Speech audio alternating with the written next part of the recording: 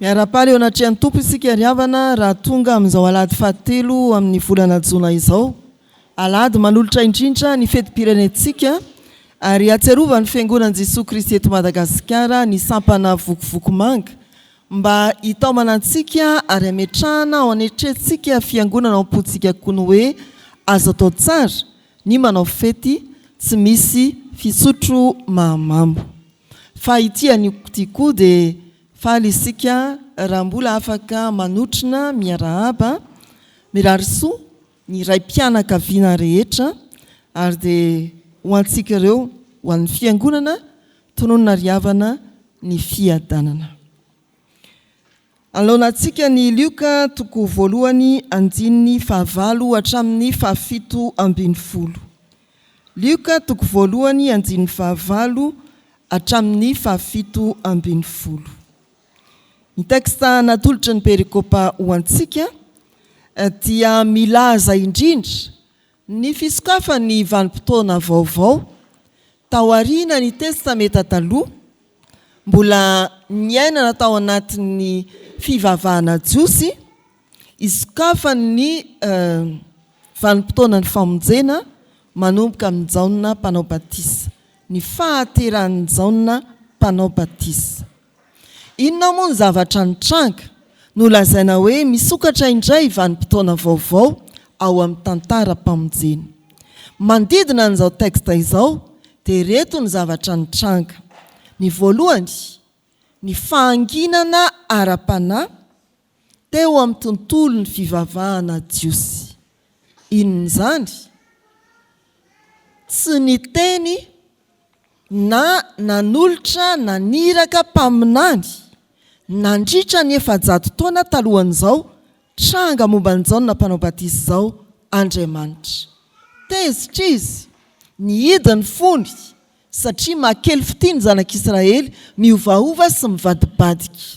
Eritreretiny hoe 700 taona tsy nisy toriteny, 700 taona tsy nisy Andriamanitra nanambara na nilaza ny sitrapony.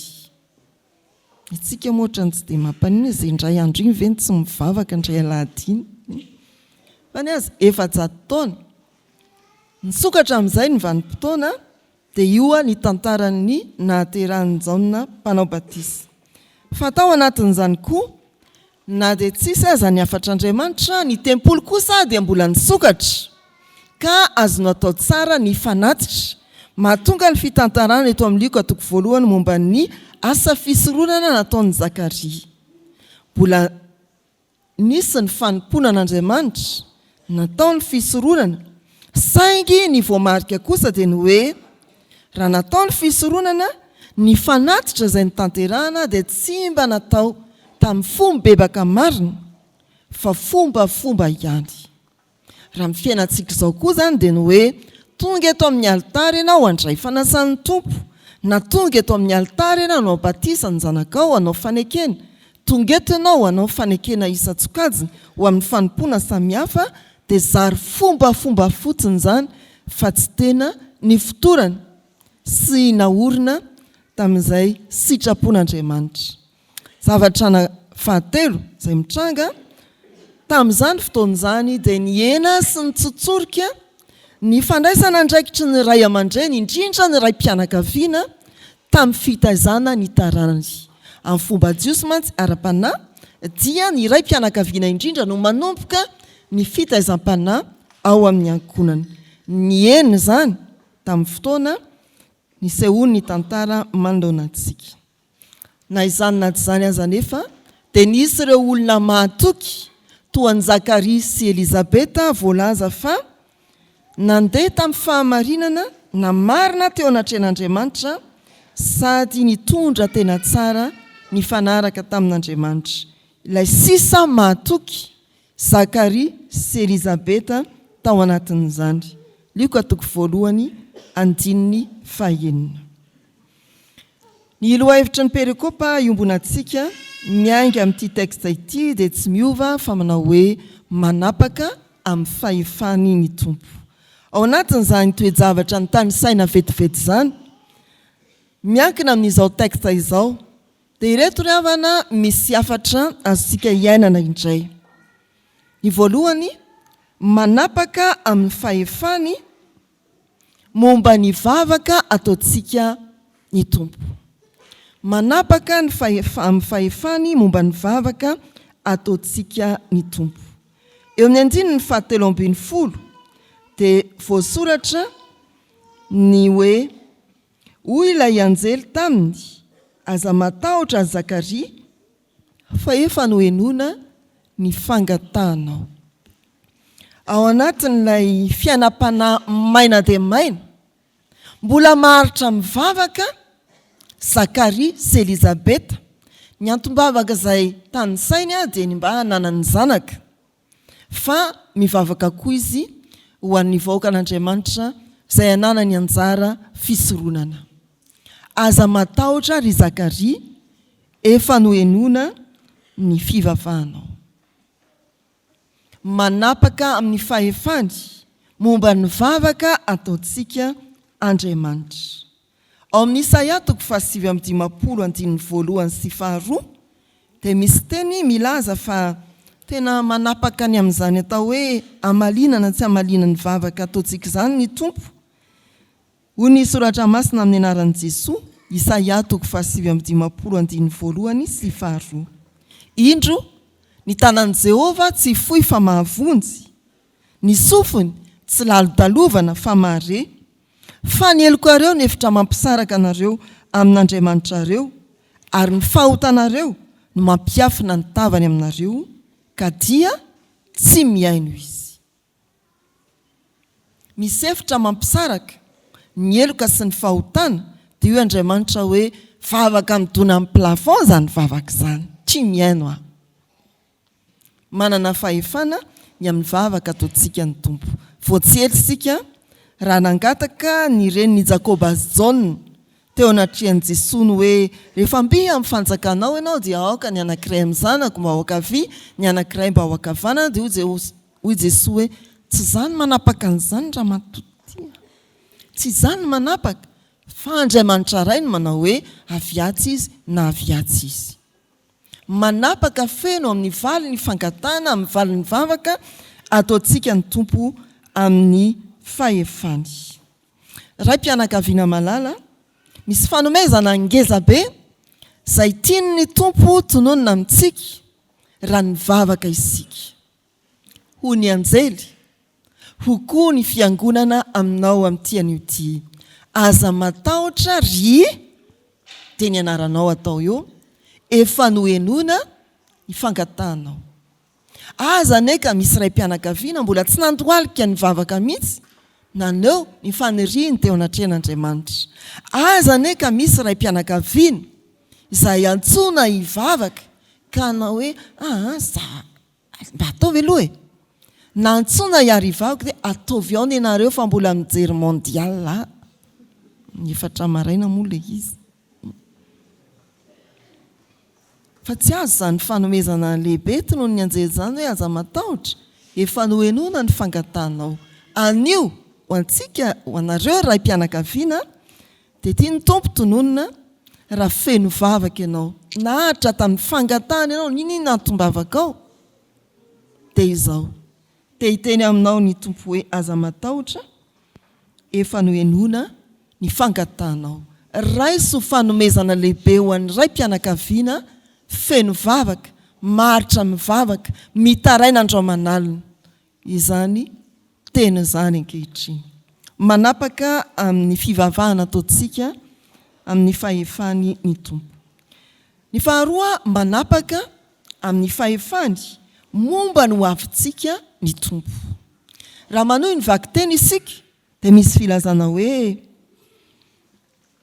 Elizabeta vadinao dia hiteraka zazalahy aminao, ary Jaona no atao anarany. Ho fary sy ho ravoravo ianao, ary maro no hifaly amin'ny fahaterahany.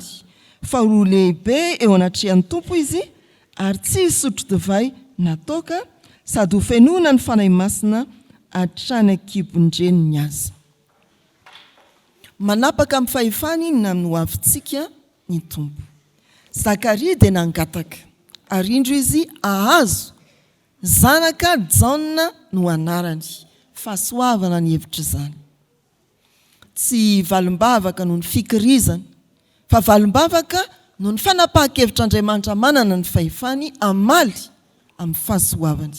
Efa antitra Zakaria sy Elizabeta fa mbola manana ho avy miaraka amin'ny Jaona, zanaka ateraka ao amin'ny fanterana.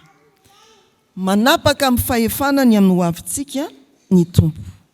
Elizabeta sy Zakaria mahazanaka, Jaona dia ambara fa ho zaza hitondra fifaliana ho an'ny ray aman-dreniny, ho zanaka hitondra fifaliana ho an'ny manodidina. Izay no voalaza eo. Ary anankiray, ho zanaka tsara fitondran-tena, feno fahamasinana, tsy hisotro divay natoka. Hevery tsara ry havana ny hoe ilay ray mpianakaviana, ilay reny mpianakaviana Zakaria sy Elizabeta mivavaka dia omen'Andriamanitra fanomezana afa-ko, zaza feno fahendrena sy fahamasinana, ho feno ny fanahy masina, tsy hisotro divay natoka, hatrany ankibon-dreniny. Iza mihitsy izany no tena tsy misotro? Mamany, dia ny dadany koa ve? Ry havana malala ao amin'ny sampana vokovoko manga dia misy tetikasa. Ny voalohany dia fisorohana mba tsy handraisana fisotro mamamo sy foka mahadomelina. Tetikasa faharoa izay antom-pisian'ny sampana vokovoko manga dia ny fanampiana sy fanohanana ireo efa voageja na voafatotry ny fisotro mamamo sy ny foka mahadomelina. Ity manoloana antsika ity, ny perikopa eto ambany masontsika dia ilay manampy amin'ny fisorohana. Inona ary ilay fisorohana? Ahatonga ny taranakitsika tsy hisotro divay natoka. Ampiana hoe rongony, zava-mahadomelina. Hay, fisorohana lehibe indrindra ry havana dia ny fananantsika ray aman-dreny fiainam-bavaka momba ny zanantsika, mba hahafahany manana ho avy feno fahamasinana, fahafahana mahony tena sy mifetena.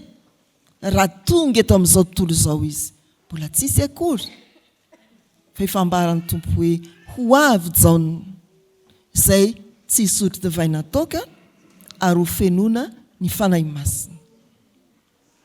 Mety hoe mbola tsy manatokantrano ianao zatovo, mbola eo an-dalan'ny safidy masina. Hoy nareo indraindray anaty frankois hoe en train de misafidy an'izao. Mbola an-dala misafidy, mbola tsy mieritreritra akory aza angamba. Mety efa miomakomana, efa ataovy antom-bavaka sahady ny amin'izay ho taranakao. Zay ny Joela novakiana tamintsika teo dia milaza hoe ambarao amin'ny taranakao, ny taranaky ny zanakao, ny taranaka mbola andimby. Miresaka fisotroana eo ambany eo. Tenizao zany ry tanora, ry zatovo, la hiomana ianao ho ray mpianakaviana, tsy hoe tampotampoka dia ray mpianakaviana. Maninona koa ny tampotampoka? Accident pasteur. Zao ianao dia miomana amin'ny fo, amin'ny fanahy, amin'ny saina fa ho ray mpianakaviana ary apetrao amin'ny tompo fa ny taranakao dia hanana ny toetra ny Jaona mpanao batisy, tsy mikasika divay natoka. Izany hoe afaka 5 taona, 1 taona, eny atao hatramin'ny 10 taona zany raha misy taranaka tonga eto dia efa tsy manahirana vokovoko manga tsony. Fanamby zany ary ambaran'ity soratra masiny ity.